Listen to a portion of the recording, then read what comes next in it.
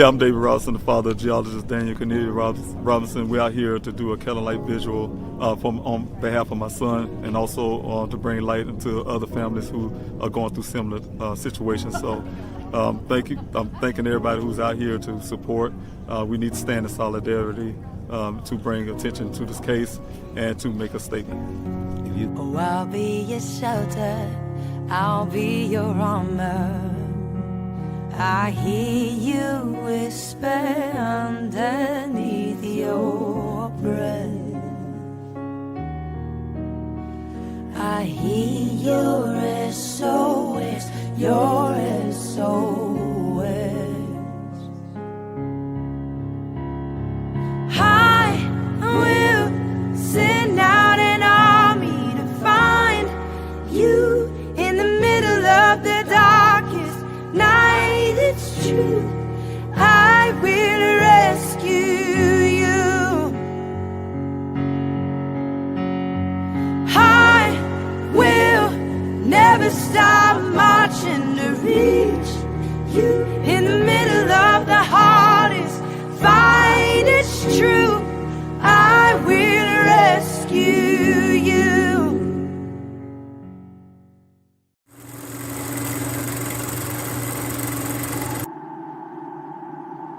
When the lights and camera turn off, I will be here. When the interest and conversation fade, I will be here. When there's no one around, a father will do anything it takes to be there for his son, to protect his family.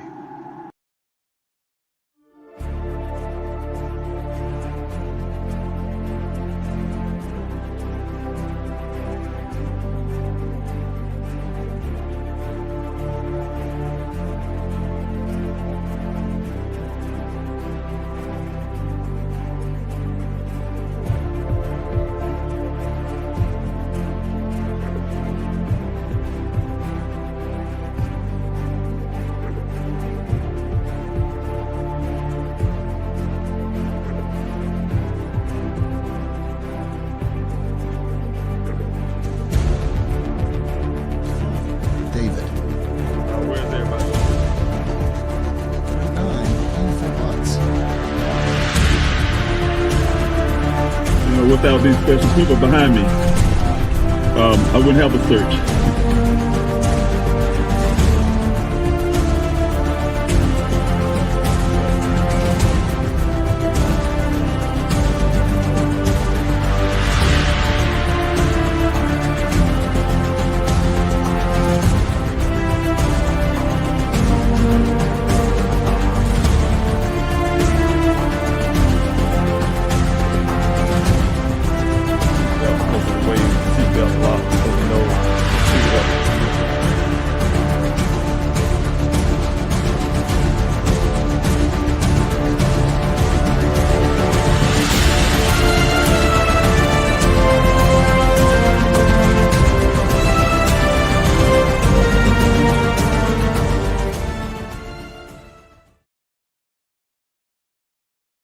Hello, everyone. David Robinson here. I'm the father of geologist Daniel Cornelius Robinson. Thanks so much for joining me this evening to do this live stream. I am again the father of geologist Daniel Robinson. My son Daniel Robinson went missing on June 23rd of 2021. He's a geologist, graduated from the College of Charleston in Charleston, South Carolina. Graduated with honors, decided to take his career, his life out into Arizona, where he lived in Phoenix, Arizona for a while, and then moved over to Tempe, Arizona. He also started his first job in life with a company called Matrix New World, also called Matrix Southwest Groundwater, engineering company that hires people like himself, geologists, to help assess groundwater, and things like that. South Arizona being a desert state is very important to have people like my son, companies like my son, with the company that my son worked for, to do the kind of work that my son was doing. On June 23rd, 2021, he was doing just that, doing the job that he loved, working in the field of geology. They hired him on as also called a hydrogeologist, where he go out into various well sites, to check on the volume of wells in the areas, to be able to determine if these groundwaters can support communities. And by law, these communities that are being built have to be supported by groundwater. Those groundwaters have to produce at least 100 years of water, and also be able to recharge itself after the 100 years. That's when the science of geology and everything else come along with that. But again, my son working on June 23rd, 2021, had been assigned to 2 well sites. He went to one well site where he was asked went there to, I guess, gather some logs and information about a well at one location that was connected underground since to another location out on Sun Valley Parkway, that's northwest of the area where the first well site was located. But nevertheless, he went out into the area to meet a one person named Ken Elliott, who works for a company called Weber Waterworks. That's the first time meeting. He met him on the shoulder of Sun Valley Parkway and Cactus Road. Cactus Road is actually a trail, and on that roadway, according to Ken, is where the rest of the remainder of the story about what happened to my son started. According to Ken, they spoke at that shoulder for a couple minutes, where my son followed him into that desert, 1 mile west, 2 miles north, to get to a well site that they will be working at. They arrived at the well site around 9 o'clock that morning. Once at the well site, according to Ken, 15 minutes later, after a conversation about the weather, my son waved at him, hopped in his vehicle, drove off to never be seen again. Almost 30 days later, his vehicle showed up in a ravine about 3.5 miles away from that well site, farther into that desert, in a remote part of the desert, lying in a 20-foot ravine on his passenger side. Everything allegedly on my son's body, from his underwear down to socks, was lying 3 feet away from the vehicle in the pile. All his personal effects was found with the vehicle, IDs and things inside the pants pocket of in that pile, where the pants was turned inside out, the work computer, etc. Like I said, I was out there for since my son went missing. 3 days after he went missing, I was out in Arizona to search for my son, to fight for him. Been out there since that point. Conducted my own desert searches, my own investigation, on city searches, you name it, and we got to this point. So it's a lot to the story. If you all have not know, those who probably just hearing about Daniel's story, I could talk a lot about that as well. I can open up a little small Q&A for questions about that. But what I came tonight is talk really quick is to give some great news. Actually, I want to start off on that point, because this whole journey fighting for my son has put me in a different place. When I say me personally, I'm talking myself personally, and also with my family too. We put them in different place as well. What I'm saying is, I would never think of a million years that my son would go missing. I think no family, no one would ever think that it would hit home. I didn't know a lot about missing American cases. The far as I knew, sometimes we'll see a story here and there, once or twice on local news where they say someone went missing.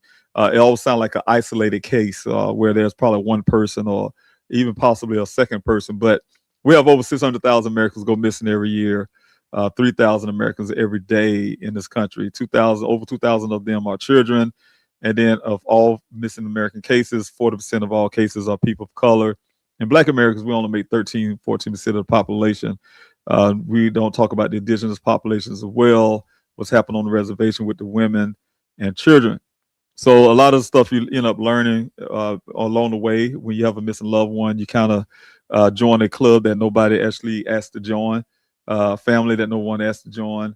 We have many families I have met along the way, hearing their stories, caring about what's happening in their lives, what happening to their family. So try to every opportunity we can. I ask you all to do the same. Share a missing American story because there's plenty out there. Again, over 600,000 American missing. You got plenty to choose from. It can mean the difference between finding a person or not by sharing that story. So can't rely on news networks, can't rely on the local news. It took me 2 weeks just to get Daniel's story on local channel. It took me 3 months to get it on a national level. So it took a lot of hard work just to do that. And a lot of families don't get the opportunity. So again, we're relying on people like yourself to share stories. So to kind of go towards what I want to show you tonight, or talk about tonight actually, is that of course, being out there in the desert, working for Daniel, talking to those families, trying to get answers, trying to get cell phone pings.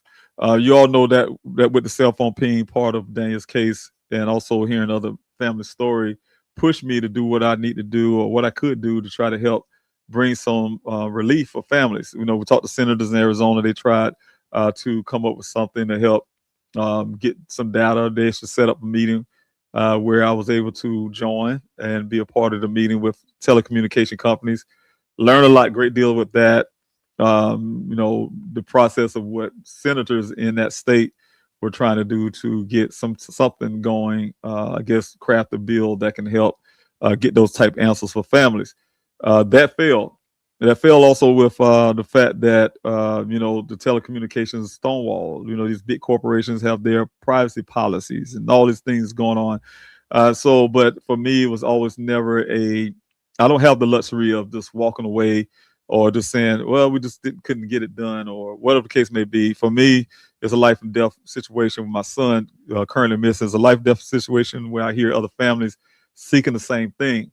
So I had to sit down and learn how to do something on my own and try to put something together to try to bring some relief for families. And that is to write my own bill, write some legislation that would help as many families as I could in that area. So, and definitely for my son, that's number one for me. He's my first priority. And so that's the way the Daniel Robinson Law was birthed, based on that situation that's happened in my son's case. That's the way I was able to put that together. But I wrote the legislation to push it in the U.S. Congress, because I told those telecommunication companies, T-Mobile, Sprint to be exact, that I would be coming through their back door. And that back door was to run for U.S. Congress to get those cell phone ping data, to push this legislation that I was planning at that time to start trying to write, and get some answers, get the answers that we all need, the families need. So my efforts to find my son, my efforts to try to help as many families as I can, translated over to running for U.S. Congress and to push a bill. The Daniel Robinson Law eventually pushed that bill to take it to Congress with me to try to get it pushed in the United States Congress. But I lost my election in 2024. I ran in 2024 against a 24-year incumbent. His name is Representative Joe Wilson of South Carolina. I had 41% of the vote. Could have done a lot better, but just like you all know that help every one of you that helped me in this endeavor to find my son. I rely heavily on everything I do on grassroots stuff. Donations, meaning I had GoFundMe just to fund everything I did for those 50 weeks of desert searches. For instance, there's 40 some weeks of city searches and flyer distributions and so on, investigating and all this kind of stuff. Is everything came from small donations. So I relied the same thing here on running for Congress. And we don't have the opportunity to get out as much as, for instance, Joe Wilson, who have a lot of PAC money where they give out millions of dollars. So he have plenty of space to get out where he wants to. But we did good. 41% did very well. But I'm running again to get this legislation pushed and get it going to try to make sure I get the Congress to get that push as well. But what I'm coming tonight is to tell you that I also rewrote the part of that legislation to fit South Carolina's law, and also I did a portion to fit Arizona's law. And then I was trying because Louisiana a little tricky, a little different, but my goal is to do Louisiana the same way. But the one in South Carolina, I have a senator here who sponsored it for me. Met him on the campaign trail in 2024. He won his election. Really good friend, and he pushed this legislation through, pushing it through. And so I come today to talk about that, and that is the Daniel Robinson law coming to South Carolina. Well, I need to. My goal is, and it's the last notice. I feel really shocked about. I had a bipartisan town hall that I do every week here in South Carolina. Well, actually every week online. It's a virtual town hall, bipartisan town hall. And I got the notification from the senator an hour before I was going on air, so I didn't get an opportunity to kind of blast it out. So this was kind of last minute. I talked to one family already. I would know an answer if they can join me on Monday, and they're going to reach out to some other families. But I need all the families I can to come along with me on Wednesday, this coming Wednesday, to testify about Daniel's law. It's called Help Find Missing Americans Act.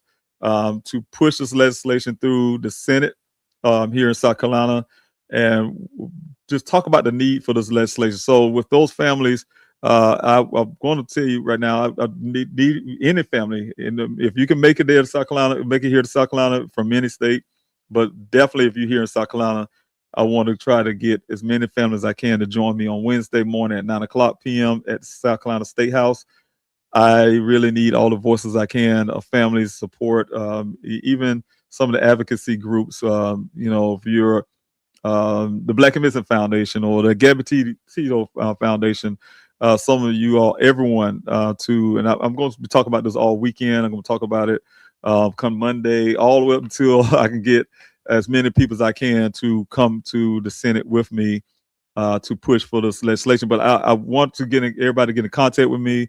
And I can tell you more about the bill, how it works, and then that way, when you come testify, how that could help you in your missing American case, your loved one's case. So let me see if I can put some information how you can reach out to me, make it easier. It's right here. You can contact me at the number below on the screen here, 803-200-7994.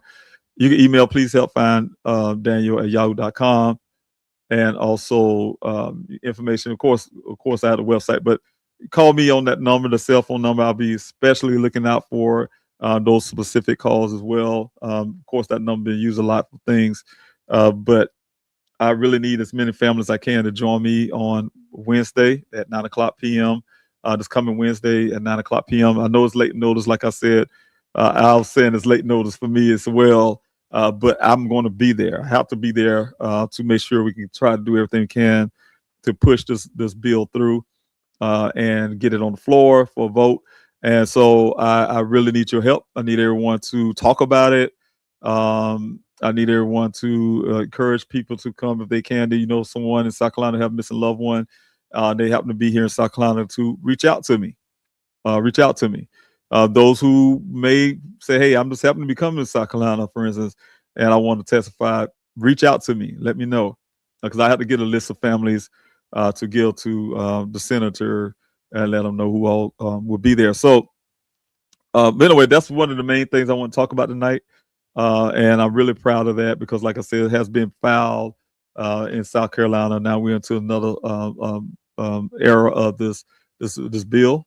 And so I'm really, really thrilled to see this bill get through because it's really important for my state. It'll be important for every state.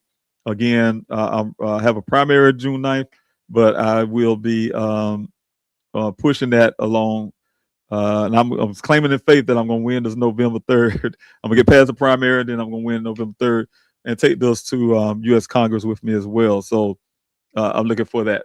But anyway, I just want to go tell you all that, and that's one of the main purposes of this live stream tonight. But also wanted to answer a few questions before I jump off. And hopefully, I'll say this every time. I'm not gonna be on long. I'm not gonna be alone. I'm trying to get off really quick, and then next thing you know, I'm on here 2 or 3 hours. But I'm gonna really, really push hard to get on, stay on here short tonight. But I do want to open up any kind of questions that some may have. Don't know anything about Dan Case, or just have something you want to say, question wise, and then I can answer some questions really quick. So if you do have questions, especially if you're on Instagram, well, and also any other platforms, what I'll be looking for to make it easier for me is if you put the word question before your question, the word question itself before your question, a capital letter Q before your question, or a question mark before your question. So when I'm coming down the comment section really quick, I can identify the questions a lot easier. Help me identify what is question is, what is not, what is comment. So if I feel like I'm running out of time, a lot of that I want to be online. A lot of times I kind of rush down I try to read every comment that I can, but I try to get down to the questions as fast as possible so I can answer these questions before I end up jumping off the live stream. So, but to start off without the questions, I'm going to say thank you to everyone who joined in. Keisha, thanks so much. And thank you so much for being the moderator, being here tonight for this live stream. Also, Don, thank you so much for being here. I truly appreciate it. Yes, definitely going to stay strong. I really appreciate you. Ben, thank you so much for being here. Hello to you. Also, Tracy, thanks so much for being here. Hello to you as well. And thanks so much coming off the YouTube side. So I really appreciate you being here. Aaron, thanks so much for being here. I'm from Phoenix. I can help answer any questions, and a PI now in Texas.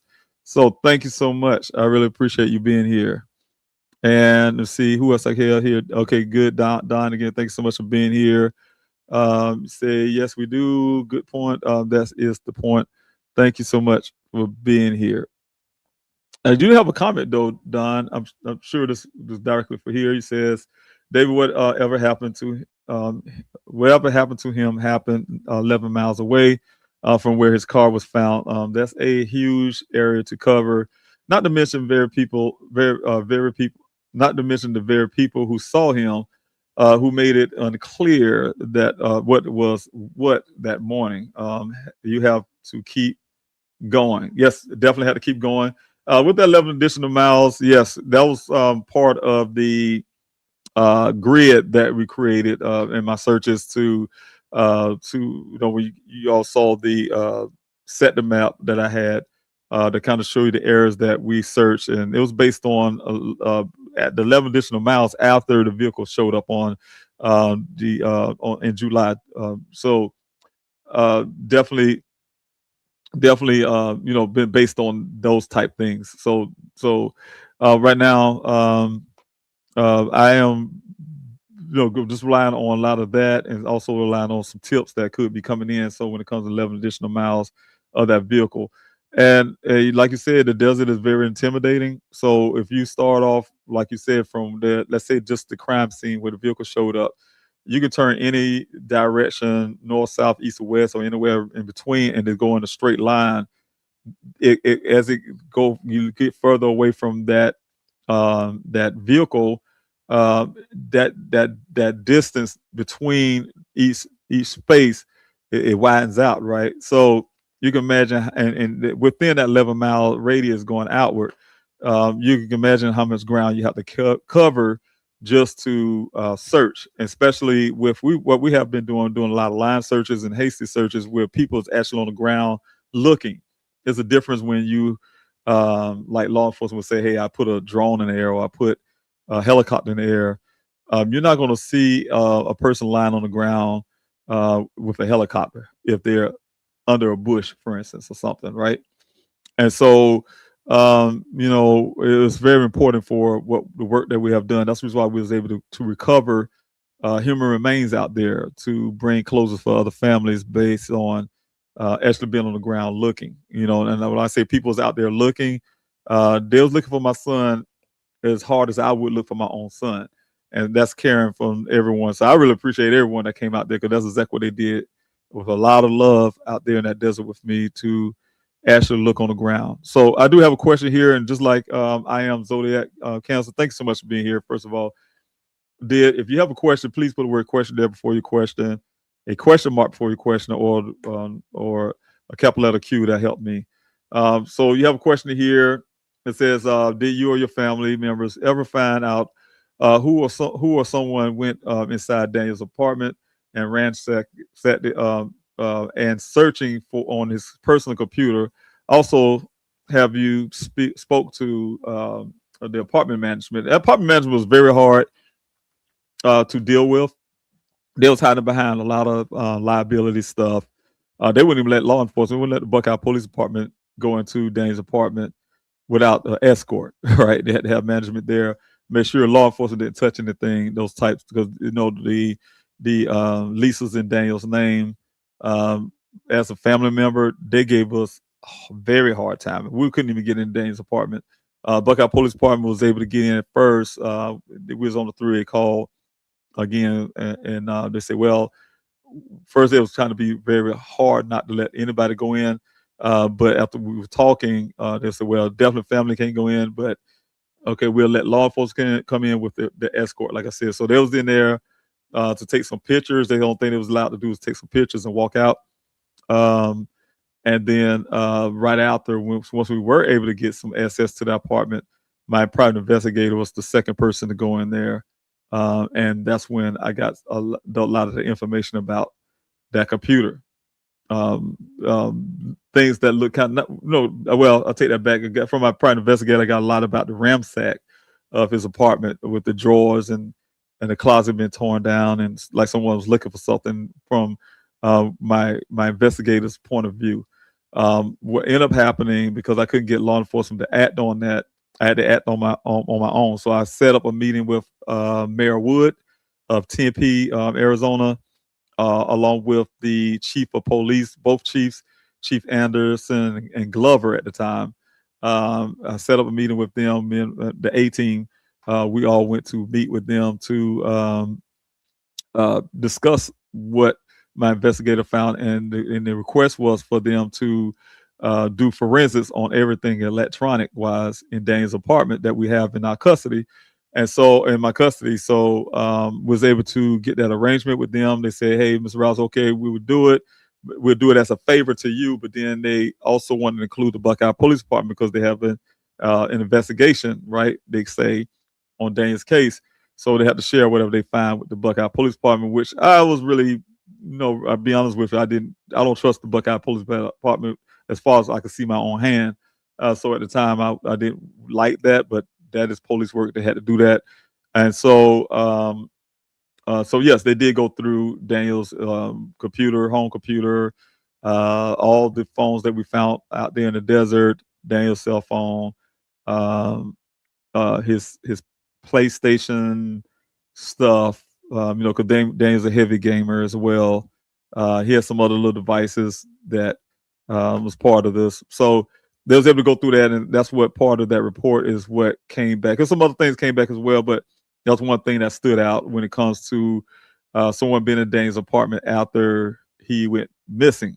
And so it was a date close to the day he went missing. So I still don't put that exact date out, but it was after Daniel went missing on 23rd. So that goes a long line with what my private investigator had found. Someone appeared to have been looking for something based on what my investigator saw. So if you pair those two things together, you could say, because at the first time when my investigator saw those things, he couldn't. The argument was we couldn't say that Daniel wasn't the one looking for something in his own place, because he was because the place was ramshacked. There was his bedroom area, not the place, not the whole apartment, just his bedroom, and so with that going on, we couldn't say it was Daniel was looking for something, or something happened after Daniel went missing. We couldn't tell. Of course, my private investigator looked for forced entry, couldn't find any. He didn't see any signs of forced entry. So even if someone have gone in and ransacked, they must have had a key or something. So that's what made it say, hey, well, it could have been Daniel himself before he went to work that morning, looking for something and has left his room that way. Now, But when we got the report back that someone's in there after they were missing, then you put those two together, then it sounded like something totally different. Then we had to ask the question like who had a key to his apartment, but then that's why everyone's asking where was his key on that crime scene. That's one of the things I haven't really got a full answer on when it comes to was his keys actually there as law enforcement would say. And I think they said something about an ashtray. His keys was an ashtray and what they say it's car keys, but they didn't say the house keys. So I don't know the dang car keys, the house keys are together. But one thing is a key fob is what that vehicle used. It was a push button start. So I know for me personally, I never really ever. There's only some occasions where I have a pair of shorts on or something, and my key fob slide out my pocket between the seats, and I pull it out of there, and I'll feel like putting my pocket right then. I might throw it in a cup holder or something until I'm about to get out the car. That's rare. So I couldn't see the type of pants that Daniel's wearing. Why would he have his key fob or his keys sitting in the ashtray or whatever they're saying? There's a lot of questions I have with that, but to answer your question, yeah, we do have some evidence of someone there after he went missing, looking through his personal computer, doing searches and things like that. As in his apartment ransack, yes, that was also the clue. But I want to say something you guys probably saw on Discover ID, Missing, I think the name of it is. And I always talk about it in the past. It hurt my feelings when I first saw it, which was very great that they did Discover ID do this, and they still planning because I'm telling you, I'm grateful for what they have done because even internationally, people watch it and they know about Daniel's story because of it. Only part I didn't like is because they interviewed Daniel's mother and his brother, and I never take away from them other than the fact that they haven't been a part of the investigation. They didn't know anything was going on, but they used them in an interview, and when they were saying things like, his mother being emotional, was talking about Daniel's. It make it appear that he had something going on emotionally or mentally because his place was how should you put it, reflective to what could have been going on in his head. And so when Discover ID put that together, pieced together, they put it as his whole apartment was a disarray. He had dirty dishes in the sink, and the trash was falling out of the trash can, and all. I mean, it was really bad. And it made me angry because no one, his family, his mother, and his siblings hadn't been in the apartment. I've been in the apartment, and after my investigator, and I've took the pictures. I got the pictures from the investigator. I got pictures from from the police department, and I had to start showing those things online to say, hey, look, Daniel was not. It wasn't that. The dishes wasn't in the sink, and there was no trash hanging over, and all the stuff. It was only thing that was ramshackle was that bedroom. The only thing, and that was only because somebody was looking for something. So it has nothing to do with Daniel's state of mind, and the place was torn up and like he was going through something. No, that was some exaggerated, made up stuff. So I just had to put that out there too as well. So if you guys still seeing that out there somewhere, just know that that part of everything else is very great. I really enjoyed, like I said, what they have done. Don't take away, but that one little part. Every time I hear about it or see it, I don't want people to get the misconception that somehow Daniel was going through some mental breakdown or something and tore up his place and wasn't washing his dishes and all kind of crazy stuff. No. I have a question here without the question mark. So thanks so much. I really appreciate it, Robert, for being here. First of all, any word on that paint on your son's Bronco? Actually, Jeep Renegade, but no, and no, that was really a very disappointing area of evidence to me that the Buckeye Police Department slipped on. When I say Buckeye Police Department, because it's been back and forth with funding and things like that. I've been going back and forth with trying to get my own testing done and things like that. But as I was getting things set up that way, I've been learning a lot about chain of custodies and I got a lot of advice from my attorney and all kind of things when it comes to handling. And it's sad to be a family member trying to learn how to handle evidence, right? And it should always been I should never had those evidence in my custody, and so the Buckeye Police Department haven't done their job. And when on April the 10th last year, when I had a meeting with them, that was one of the promises to get those things forensically tested, everything, do everything the proper way they should have done the first time. We had Detective Adams give me that word of that, and they haven't done it yet. I can tell you that off the rip. Now that they got everything, so when it comes to that red transfer paint, I can almost guarantee they haven't done anything to find out where that red transfer paint came from. And so to put me in the position, when the way I look at it, and I'm saying, and I had to say it this way, um, I fought for over almost 4 years, and last year was the 50th, believe it or not, 50th search out there, and it was very tough with funding, to even do that search. So I had Gabby Tito's father, Joseph. He came with me on that search, and that helped with funding somewhat. And he knew that we talked about it before he came out. He didn't want to make it about Gabby, and we had that conversation.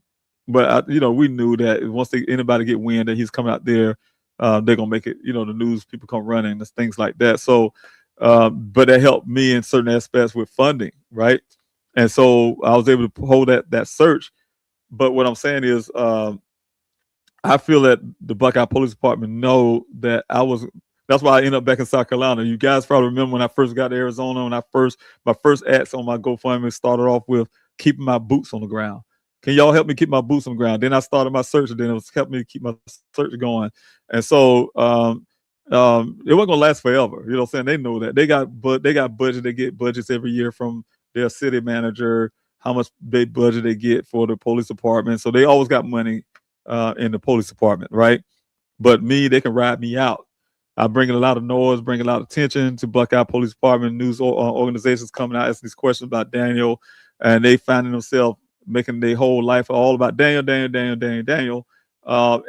they was riding me out the way I took it because they know fun is not everlasting, and so and that's what happened. That's what happens because once I left that ground in Arizona, they really stopped doing work.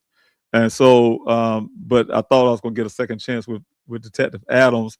That's why I was very happy, and also was able to get that meeting on April the 9th and 10th last year, and with those promises. And again, now that I was able to give them everything that I had left, I have nothing else to leverage in a sense against the Buckeye Police Department. But thinking this was going to be a reset and there's going to be finally I can have something good to say about the Buckeye Police Department, and then they let me down so far, right? So it's hard. So that's where we at on that right now. The word on that paint, nothing negative. Anything on the forensic stuff, negative, except for the fact that Detective Adam told me he sprayed the clothing because one of my arguments was, first of all, we don't recognize the clothing. My daughter see my son all the time. She was living in Phoenix at the time we went missing, and she's almost see him like almost every day, and they only recognize him clothing. They trying to force us to say, no, that's your son's clothing. Like they shoving it down our throat, saying they're telling us something they don't know. They tell us that is your son's clothing, basically, without even testing it and all that. So, like they saw him wearing it all the time around Arizona or something. And so that was one of the arguments. Hey, look, I don't believe that's my son's clothing. The other part is Detective Biffin at the time, we didn't see with their eyes any blood on the clothing. I don't care what your eyes can see, unless you're a Superman with X-ray vision. I don't care about that. And let's get these clothing tested for blood and things like that. And so he finally, when they got the stuff in custody last year, we had to do a change of custody. That was one of the promises. And what he ended up doing, instead of doing that DNA, you test of DNA and stuff, he said he sprayed it with some kind of chemical, almost like luminous or whatever the name of it. He says not that, it's something else they use it so it won't destroy DNA. And he said, oh, we didn't find any blood on clothes. That's it. That's the extent of whatever they said he was doing. So that's very disappointing to the point. No DNA stuff going on. They're waiting that part out. So I'm sure they can say, oh, well, DNA degrade at the time, or can't do nothing, or whatever the case they can say. Just like when they did the sample at the vehicle. If you guys remember that, they swapped the steering wheel, the shifter, the door handle under my my request because we was in a meeting and I wouldn't leave it at me. I said, y'all gonna do some kind of some kind of forensics, that because Detective Biffman, I got to record myself, him telling me how he didn't see no reason to do any forensics at the scene, and so I demanded that fingerprinting what I asked for because I didn't know what to ask for. But then, like I said, doing the steel wheel swabbing, steel wheel shifting, and door handling. They say instead of all the airbags, the airbags hit your face, DNA. Instead of doing the work the right way, they did that. I guess to shut my mouth um, improperly. But then when they did it, they didn't compare it to nothing. In other words, they haven't. When you swab DNA, you got to have something to compare it to see if it belongs to this person that's compared to this person's DNA. They didn't ask for anything, didn't look for nothing. I had Dane's apartment at the time, paying rent, and until I couldn't afford it any longer, and start putting things in storage. They knew the stuff because I even talked to them. Hey, y'all need to go in this apartment. We think somebody evidence showed somebody been in Dane's apartment after he went missing. Buckeye Police Department didn't do anything. They didn't want to come look at Dane's apartment, anything, investigate any of that. So eventually ran out of money to get his things in storage where I can afford it. I started from a big storage and then up to an even smaller store. I had to let some things go. But what I'm saying is they had plenty of opportunity in that whole year. They waited almost 2 years later after they told me to watch this Q&A, you guys. They watched what I do on here. And when I told people, hey, I had to move his things out, get it in storage, and then they come to me when I got to the point of getting into a smaller storage and say, oh, yeah, by the way, you have a razor that belongs to Daniel is what Detective Biffman was asking me. So we can have something to compare to this, the swabbing that they get off the steel wheel shifter. And that really made me mad because they waited until I dismantled Daniel's apartment. Like I was going to walk around with a razor, one of his razors around in my pockets or something, I mean, it was really crazy. And so what I'm saying is they have nothing to compare it to. So I'm wondering, like I asked him the other day about that, and he said, "Oh yeah, I think he tried to insinuate like they did something with it." I'm saying, "Oh great, where you get this from?" And this and that. Then he kind of backtracked and then started blaming some other woman and in the department and all some type of game they got going on with that part. But what I'm saying is, it's a lot when it comes to the disappointment with that. So I'm working on this stuff, you guys. I'm telling you, that's why it's important. I'm a person who's a go-getter. I'm a person who don't quit, especially with my this is my son. My family, so nobody mess with my family. The other part is, I talk to families and I know what's going on with these families, and I feel my heart breaks when I hear what other families have to go through. That's why I'm pushing so hard with this Daniel Robinson law. Again, this is important. I mean, and I see some other laws as well. Like for instance, I have a friend of mine, Louisiana, want me to push here for South Carolina and all other states too. The clear alert that's between people who's too old to be on the too young to be on the silver alert and too old to be on the amber alert. So the clear alert is right there in between those, and so I'll be pushing that as well. So and they got it right now in Arizona, in Texas, but it's another state as well. But I know Texas where it was birthed at, where it started from, but every state have their infrastructure already set up for it. So why not, right? And so and it don't cost anything to have this alert. So what I'm saying is it's things like that. And the reason why I'm running for office, I didn't go in life and say I'm gonna run for office. I'm a computer engineer major. Like my children are scientists. And what put me here in this position is what we talk about right now. This platform I'm doing right now, Wars for the Missing, and Please Help Find Daniel, and all the stuff can't push me to run for U.S. Congress. And that's the reason why I'm running for office. Starting off the reason why that got me into this race in the first place. Of course, I got other reasons too, because I'm a constituent, a person, just like everyone who have issues in life with the representatives that represent us and things like that. It's things that happen in our own state and things. That's another story. But a lot of times we have those issues and we're not going to do anything about it. We talk about to the TV and each other, but sometimes things like this can push you in a position to even fight for that too. So what I'm saying is, I initially decided to run because of Daniel's law.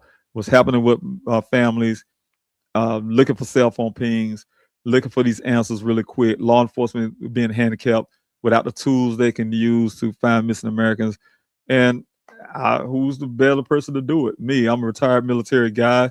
I'm ready to come back to do something, serve the country again. So this is the way I'm doing it.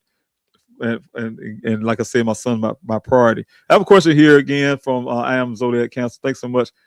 What was the real reason for of them to not tell you that your son's Jeep was found in that ravine? I believe something must happen in those hours of Daniel missing. They need to come clean.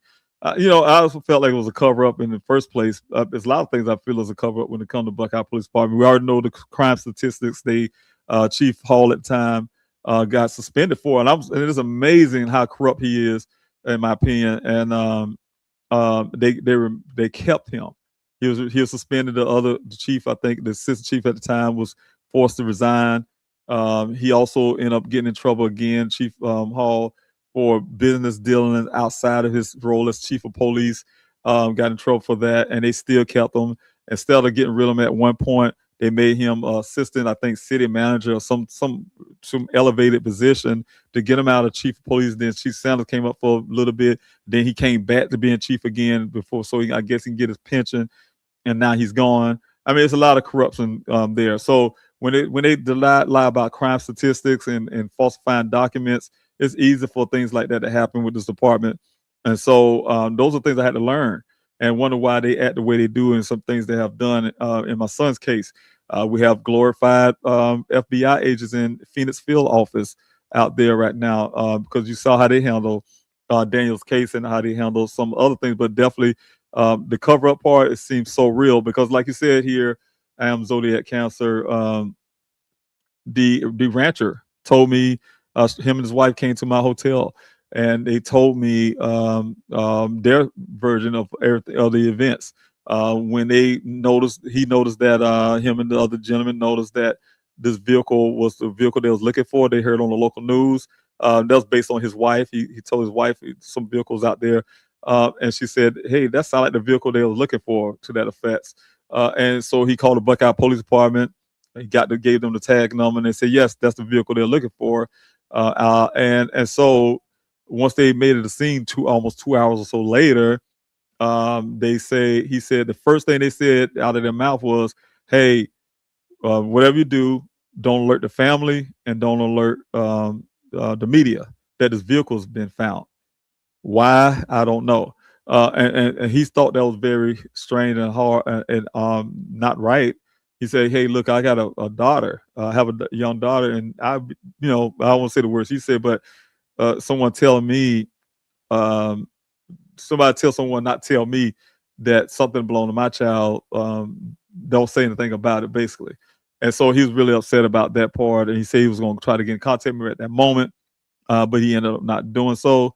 But he tried. I can tell you that the rancher tried to reach out to me quite a bit, and it's weird how the way he was able to get in contact with me. He called my state of South Carolina here. Her name is Judy Gaston. She's a reporter here locally.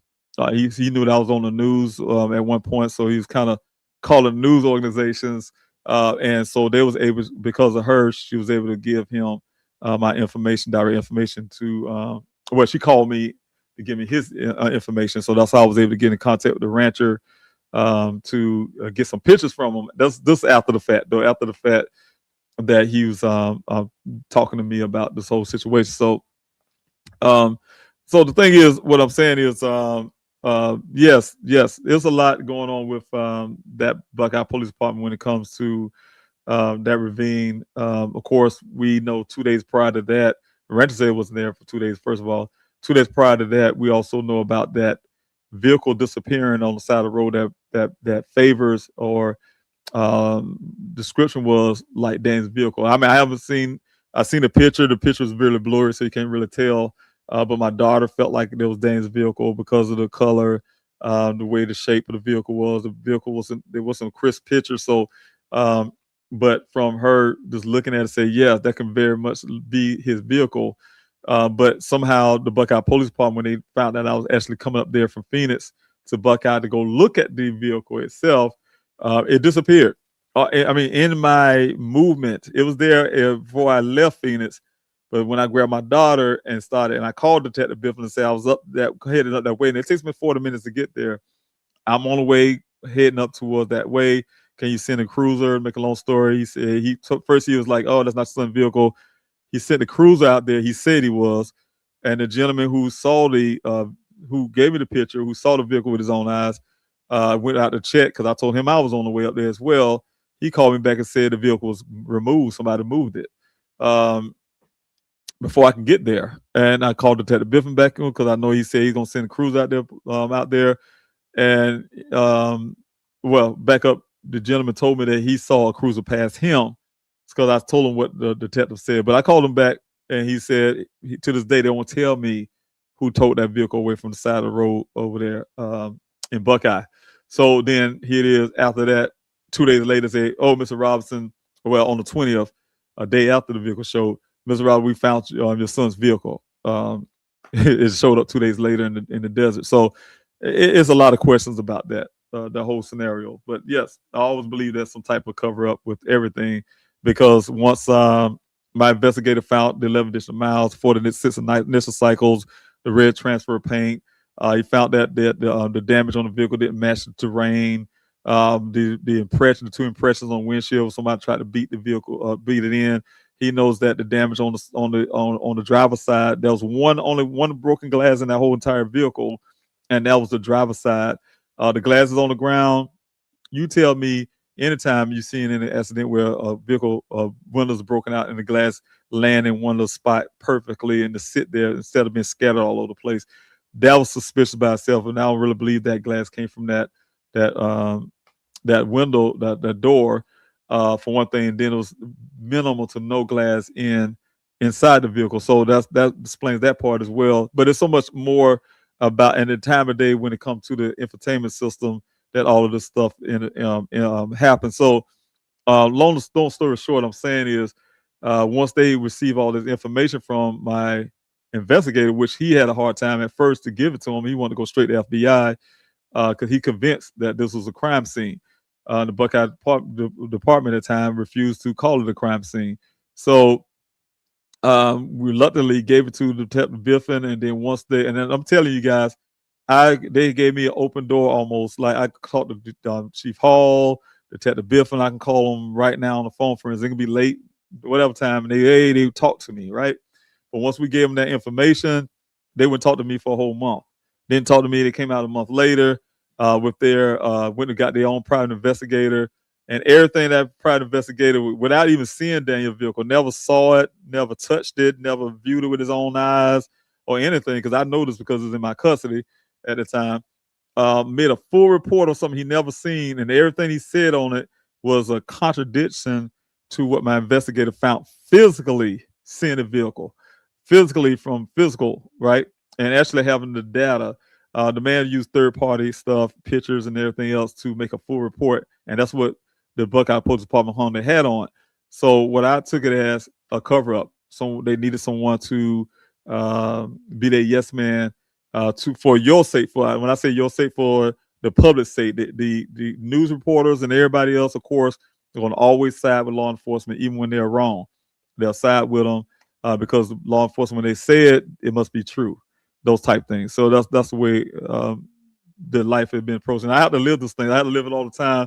So I could, only thing would happen with me, it can be sounding like, oh, it's just a dad just upset with the law enforcement. And, no, these are real things that happen on the ground, and I speak about it. I don't have no problem with law enforcement. I just have problems with laziness, corruption, those type things. Because trust me, I have a stepbrother who's a retired detective. I have a lot of other officers. I have a former Chicago police officer who works he's part of the A-team, works on my foundation and all this kind of stuff. So I know a lot of information I get is from these type gentlemen who know how law enforcement really is supposed to work and how they're supposed to do things. And so, long story, so I have no problem with law enforcement. I have a problem with corruption and laziness and all this kind of stuff and feelings. Some people say that you're supposed to worry about with them. No, they need to do their job. I'm a military guy, retired. Nobody care about your feelings. You got to do your job. We went out there in Afghanistan worrying about each other's feelings. We're doing our job. So you just do your job. We have JC Adams. Thanks so much for questioning. And I want to look real quick and make sure I'm not missing anybody on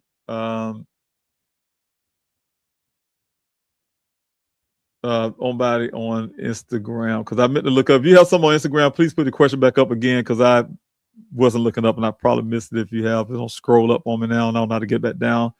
But JC off of YouTube, thanks so much for being here. Question: was the red paint on Daniel's vehicle ever analyzed to determine where it came from? No, it wasn't. I was speaking about this a while ago earlier. The Buckeye Police Department haven't done the job, so never got it done. The vehicle should have been in their custody to get it done.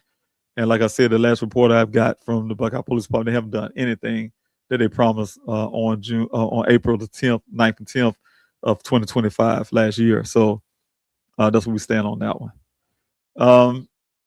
Hey, how you doing, Keisha? Thanks so much for being here again. Thanks for moderating and all the work you did. And I'm telling you something about Keisha, you guys. She was there with me many days out there in the city search or city flyer distribution out there, putting thousands of flyers all across Phoenix. So yes, thanks so much for the hard summer days and the hot weather out there in the malls and things like that. So I really appreciate it. But anyway, the question to have, you recently communicated with the FBI? No, I have not.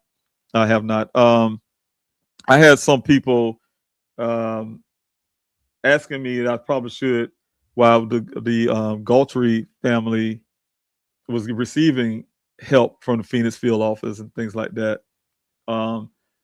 I can't tell you. I kind of backed up off of that. I wanted to, and I backed off of it because I have really bad experience. You know, like I told you guys, when I went to the Phoenix field office, first of all, that only happened because I requested for the FBI to come to Daniel's case. I wrote a letter. First of all, I went to put a report into the FBI field office right there in Phoenix of my death threats I was having, and also the ransom that I was getting in Daniel's case, just like we see in the Galtry case, ransom.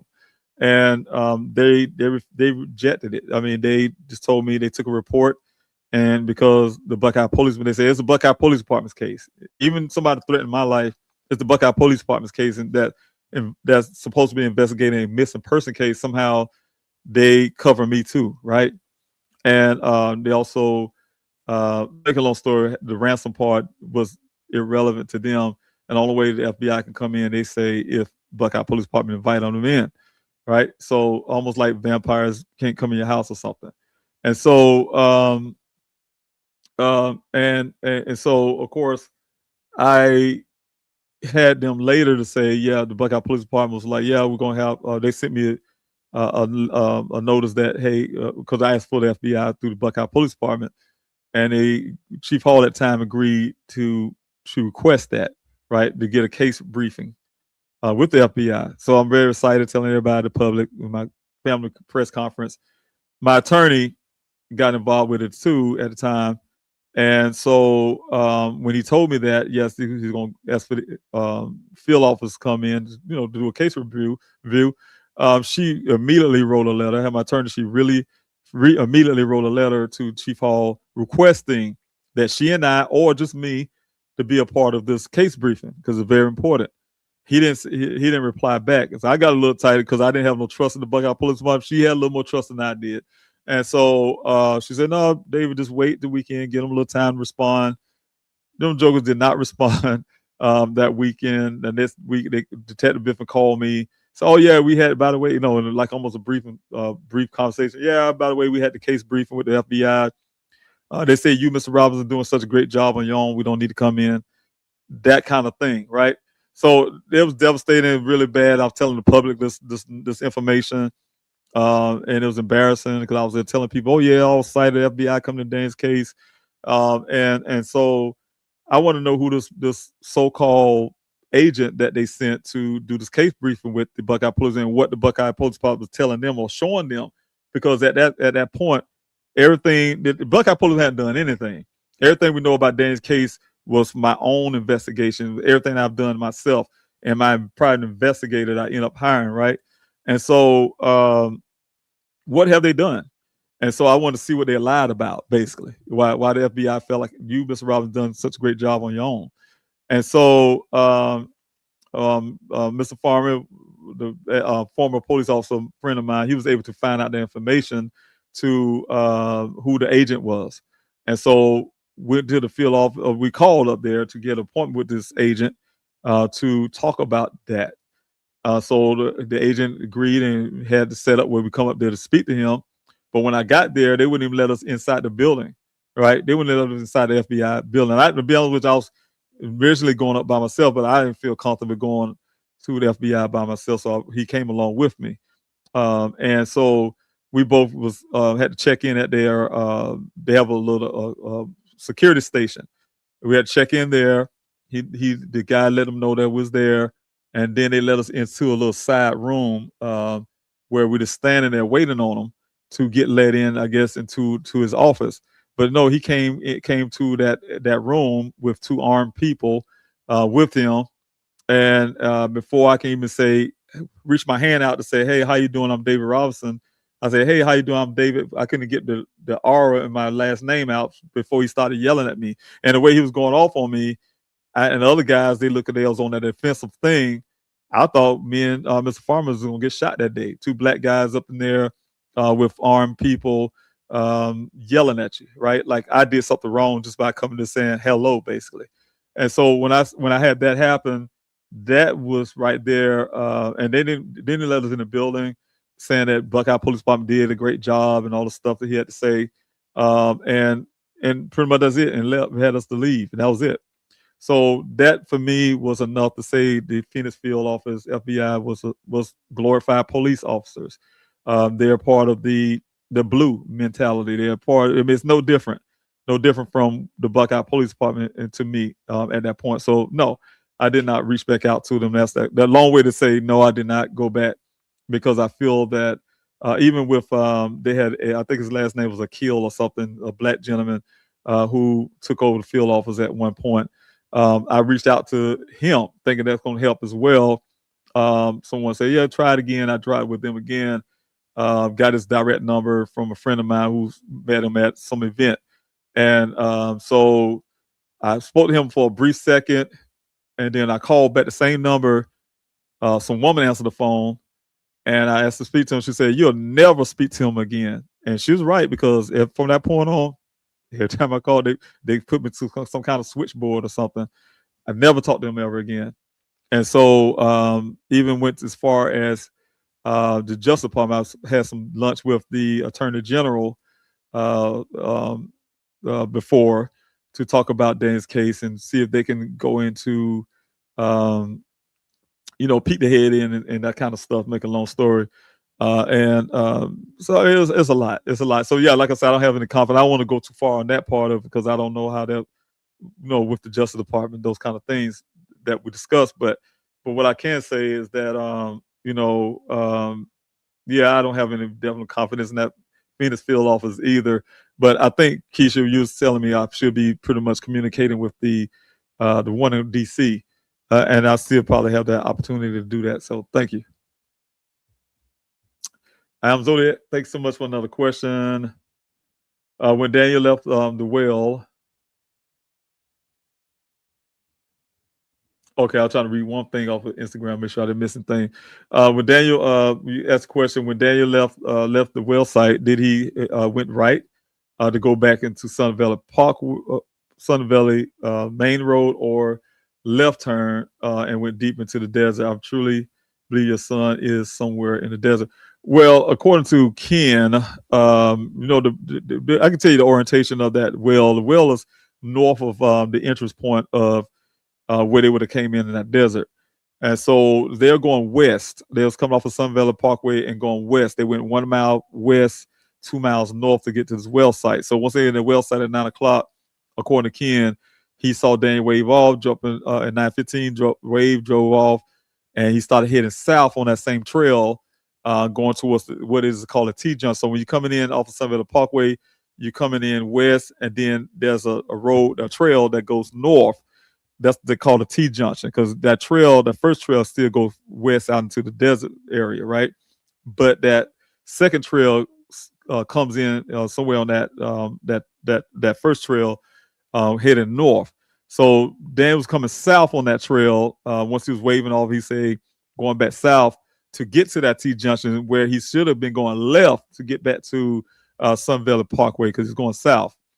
Instead, he claims that he saw Daniel's tracks going, his tire tracks going east, right? I mean, going west out there. So he would have turned right to go farther into the desert. That's another story by itself, and I can go into that tonight, but I'm not about that tracks, so-called tracks on the ground. I did real live videos when I was out there in the desert to show you guys how ludicrous and how crazy that was.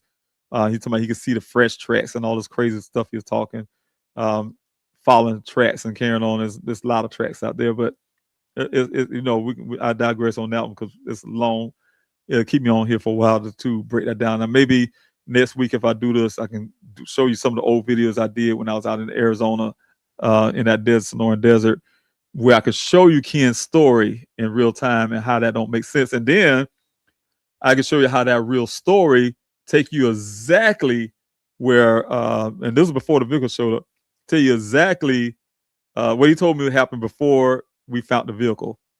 But it can take you exactly where the vehicle would eventually be found. If you follow his story like I did, it would take you into that area. So that's a question by itself too, by the way. But again, back to that. But yeah, it's the different direction what you put there. You put left.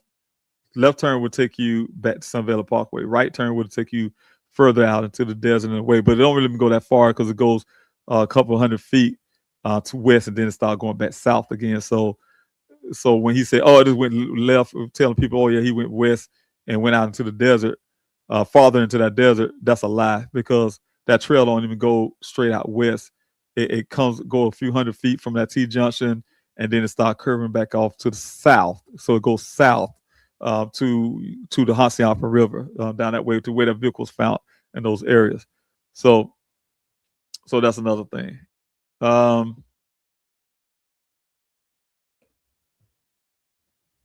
I see your comment there, Keisha, so I'm going to put up there because I'll see no more questions. You said now would be a good time for Pima County being in the spotlight. One thing that really bothered me about this whole thing was I seen the care, which it should be for families and it should be for the community. I seen the Pima County sheriff crying on TV for the Galtree family, right? Which rightfully so, because I even felt really horrible to even know that the lady's missing because I don't know how it is with a mother being gone, but I can only imagine. So I only can imagine what the family is going through on that behalf because that is hard. That is really hard for them to be going through that. So, but when I saw him, the passion that he have of taking this case seriously, I have not seen that in the Maricopa County Sheriff's Office with Sheriff Pinzon at the time. I mean, though Sheriff Pinzon gave me one of his rosaries and gave me his prayers, thoughts and prayers from his wife and him for finding Daniel. He did much more than what the Buckeye Police Department Chief Hall or Chief Sanders at the time or Biffin and the city managers and the city council members I was talking to at the time. He's the only one that actually shows a grain of care what happened in Daniel's case. The rest of them, when you talk to them, it's like stone face, like what you're doing here, get the heck out of our city, basically. And so I can give them that. But what I'm saying is Pima County, yeah, a lot more passionate, it seemed like, when it comes to caring somehow. So I've seen the man cry. I've seen the man crying on television. So I don't know if you're saying that's a good thing for me to try to reach out to Pima County, even though it have outside of that jurisdiction area where Daniel went missing. But I'm not sure. But what you're saying on this part, but good time with, it'd be a good time while the Pima County, I guess you're saying, with the FBI have a spotlight on it. Yeah, it probably would be. I kind of get your point on that. So I'm just reading you right now. I'm reading you, Keisha. I think I'm getting what you're saying. I'm sure you'll explain that to me later. But Thank you, everyone. I think that's it. I don't see any more questions. So to backtrack again, I have on this coming Wednesday at 9 o'clock a.m. Eastern Standard Time here in Columbia, South Carolina, at the South Carolina State House, the Senate. We will have be able to bring Daniel Robinson Law, Help Find Missing Americans Act, where I will be testifying uh, for this bill, pushing this bill. We need families to help me. I don't want to be the only one there, even though it's, that it, bears my son's name. I need all the families I can to help us see the urgency to this bill, right? And I'm gonna tell you the sad part about this whole thing. I have been trying to do the same thing in Arizona. I get the door slammed in my face. I met a gentleman, one of the senators. I'm not gonna put his name out there, in Arizona, and he told me at an event, a Miss American event, to come, reach out to. He gave me his card, reach out to him to push this Daniel Robinson Law. I was talking about it then, and he was really interested in it. But when I went to go do it, his assistants kept slamming the door in my face, to make a long story. And I have yet to be able to get in contact with him. Not throwing off on him, because he could be a great guy. Now, he seemed like a great guy. But what I'm saying is, this country is so freaking polarized to sick, like really sick, when it comes to simple things of missing Americans. It's not a partisan stuff, right? It's an American crisis. And so I think what happened was, because my letterhead, my email has a Democratic candidate for South Carolina Congressional District 2 on it. Like, that's what probably did it. Didn't want to talk to a Democrat or something, that type deal. So it's really sick to me. It's crazy, right? This bill can help so many people, and the only thing you can have an issue with it is depending on what party you support or something. That's why I don't like this party stuff. But anyway, the thing is, Daniel Robinson Law is something I'm hoping that all of us can join in together. And if you have a missing loved one, and this bill would help, because I do it in your state as well, pushing in every state we can.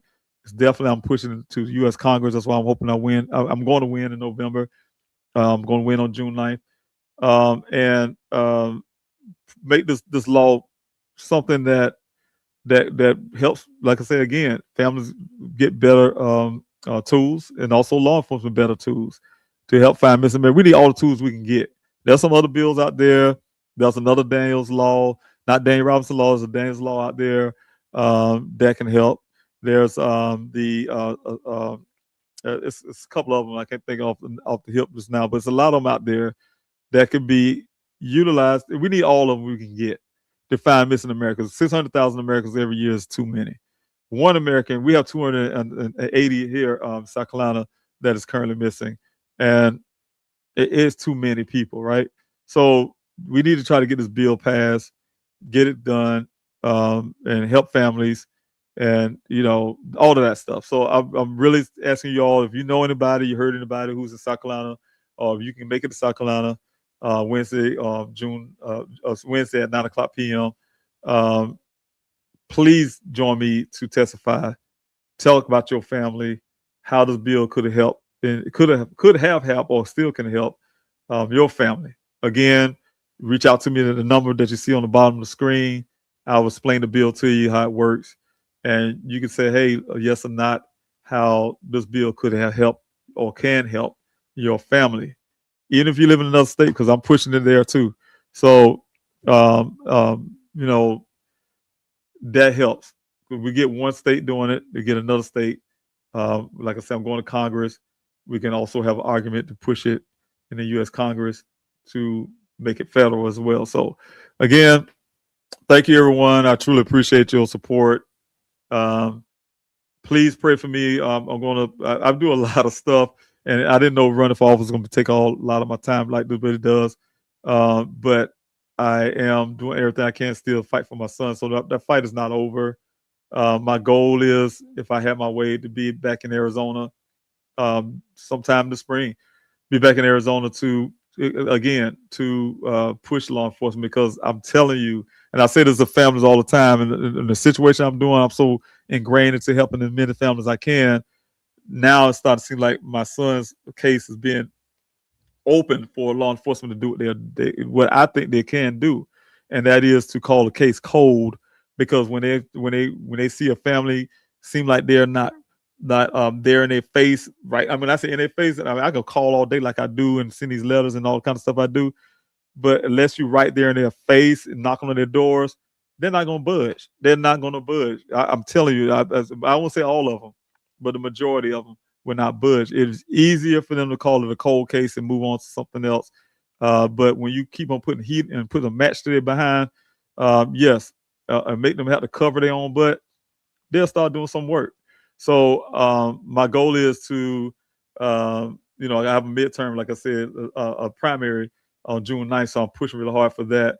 But my goal is to have a week out in Arizona, to get in Detective Adams' face, to get in Chief Sanders' face, to get in wherever their new Maricopa County sheriff's person, get in their face, to turn Phoenix upside down again, to get Daniel's case back where it should be with them, to actually do some work. They got all his stuff, and I want the job to be done. So nobody can say, law enforcement cannot continue to say we have no new leads. When they tell you guys that, if y'all still out there going to Daniel Ross, sending them the flyers out and talking to the Blackout Police, making the phone calls or anything y'all do, and they'll tell you something like, "Oh yeah, we have no more leads to follow. Or we're still investigating, but we have no more leads to follow." You're not looking for any freaking leads. The leads are right there in the forensics. So if you're going to have to do the work, you want the leads, you want the new direction in the case, you want some new information, process the freaking stuff, is what I'm saying. And so that's where your leads and your answers at. And that's, again, put me back in the corner, say, is that some type of cover? They don't want to find in it. They don't want nothing to be proven or shown, because they want to cover up something. We still, to this day, for instance, don't know who the other young lady is. My son mentioned 2 women. When he spent the night with Caitlin, it was 2 women there that night. 2. Not just Caitlin. 2. And who was the other female? My son didn't mention her name because he was all focused on telling me about Caitlin. This was before he went missing. I first heard that girl's name, but he didn't mention other. I didn't stop saying, "Oh well, who's the other girl too?" I didn't. That was nothing for me to think about at the time. I wish I could have, but they hiding this person. They hiding her version of the story. They hide. That lets you know the poor investigating until my Buckeye police did a good job. They have not done. I can point out. You guys see me. I did a whole podcast of the things they haven't done a good job at. I challenge anybody. I mean, I literally anybody, FBI, I don't care, whoever, anybody against what I got to say. If we have an open forum for you guys to hear, and they're gonna put their little piece where they felt Buckeye Post did, and I can tell you what they didn't do and what's real and what's not. I guarantee you, all day I can show you such a bad job the Buckeye Police will continue to do at that they have done and continue to do, right? Because they don't care about Daniel's case, right? This all a facade to make them try to cover their own self, to make them look good in certain aspects. But what I'm saying is, I just could go on all night, because when I get to this point, I start talking a lot more. Let's end on for another hour, talking about some stuff. But anyway, again, I'm just going to be out there in Arizona, trying to push them to get more leads, and some more work, and get them to get their work done. So thanks so much, everybody. I appreciate it. And thanks so much, Living Dead Girl. Excuse me, everyone. Excuse me, everybody. Living Dead Girl, thanks so much. Yes, thanks for having me in your prayers and the family. I really appreciate you too. Thank you again, everybody. Take care of yourself. And it is, I know the cell phone ping is very important. So thank you, everybody, again. Wednesday at 9:00 p.m. I need your help. Thanks so much. Have a good night.